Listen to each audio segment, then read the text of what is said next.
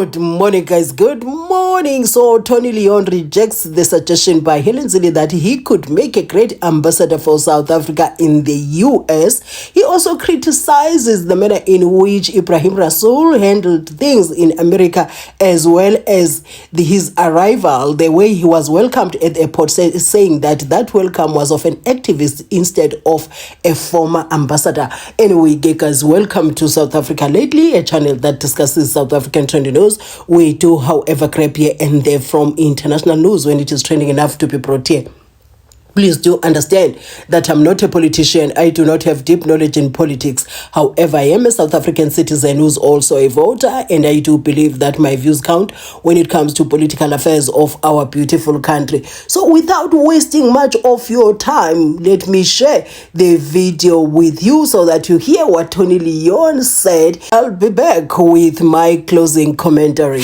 I almost forgot. I used to believe that Tony Leon was a very handsome politician. Growing up, I used to think this man was very handsome. And I looked at him now, I'm like, he is still handsome. Anyway, guys, see you right at the end of this video clip that you're about to watch with my closing commentary. Would you take the job of ambassador if our policies don't change, assuming that?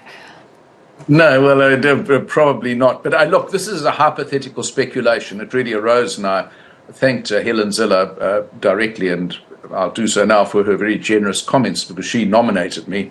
But it wasn't something I'd canvassed. It wasn't something that had been discussed with me beforehand. She said she was doorstopped by a journalist. Fair enough. I'm very happy, that people like Helen say, appropriate things in my case. But I'm not seeking a job.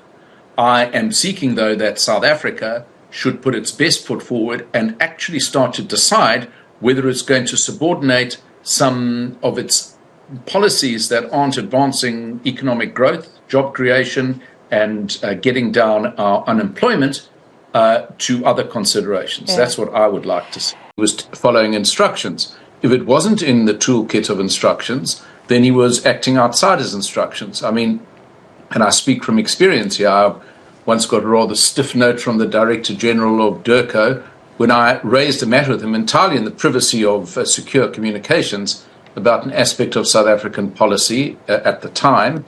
And he said, well, it's, whatever your personal views might be, you've got to represent government policy or DIRCO policy.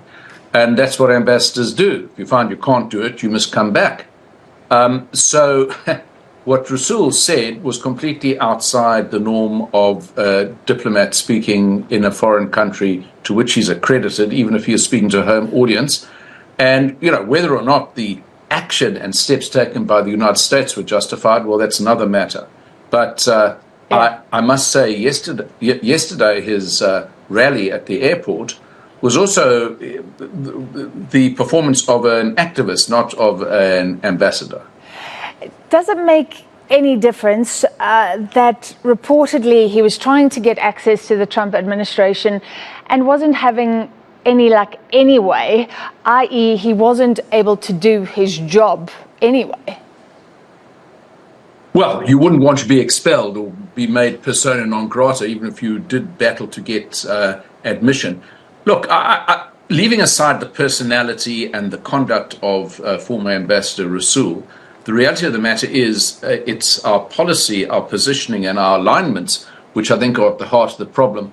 And as I wrote last week in News 24, even if we had a diplomatic superstar, homegrown Kissinger, representing us, that person would also battle because the policies that we have, I think, have put us in the crosshairs of the Trump administration. Now, I'm not talking about the justification of the policies, I'm talking about the result of the policies. And I think he also said that he also acknowledges that there isn't much that IBRAHIM RASOOL could do to change the way America is treating South Africa, because they have issues with South Africa. As somebody was representing the government of South Africa there in the US, he was suffering the consequences of the tensions between South Africa and the Trump administration.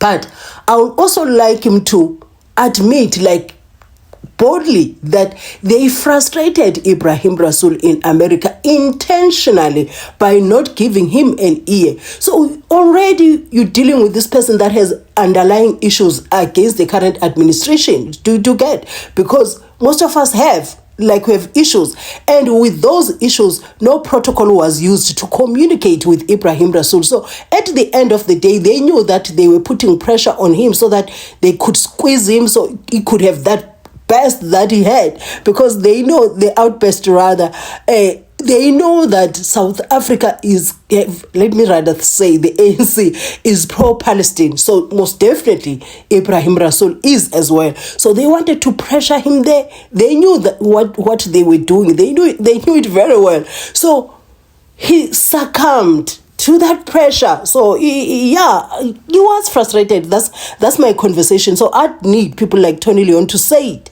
that they intentionally frustrated Ibrahim Rasool. So whether his reaction was right or not, he was frustrated by the Trump administration.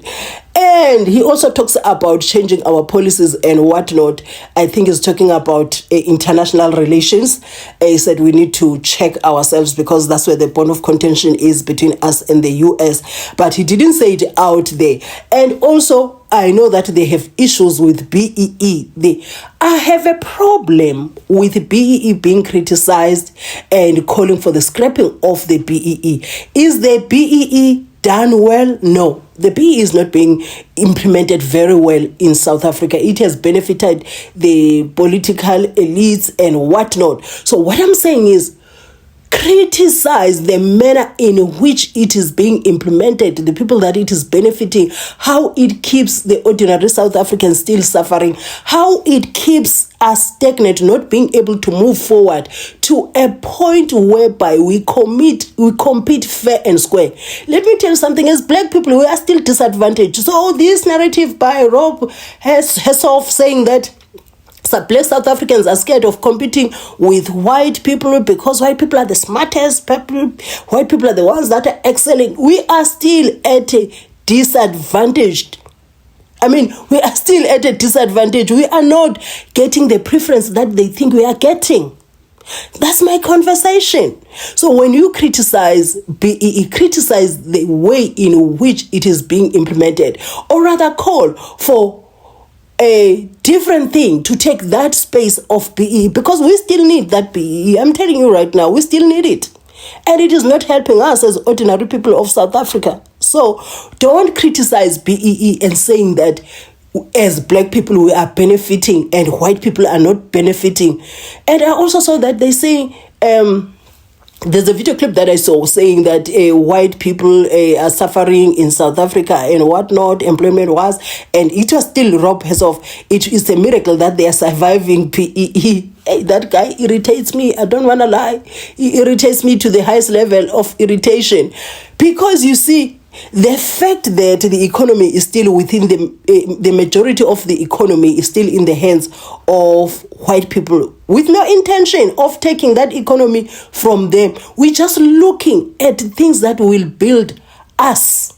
So we match, we match the level. So it still gives them an advantage, because if you come to where I live, we have like old white people who have long retired, but now they work still as a receptionist in surgeries here, in companies here. You find them working. You cannot tell me that is not a privilege. You cannot tell me. So we are looking to build ours. We are looking at building ourselves like that, not to take from white people.